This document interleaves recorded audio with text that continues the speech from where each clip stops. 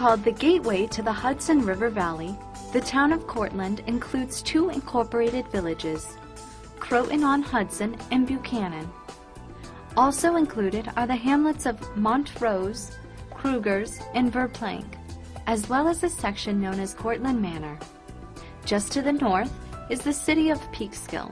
Together, these areas make up the beautiful Upper Westchester Hudson River corridor. Educational, recreational, and cultural opportunities can be found everywhere. Swimming, fishing, boating, golf, tennis, hiking, and biking are just a few of the outdoor activities that will keep you busy year-round.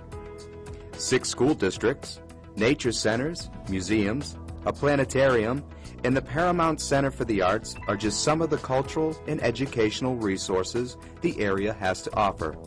Let's not forget that a convenient 45-minute train ride will bring you to the center of Manhattan.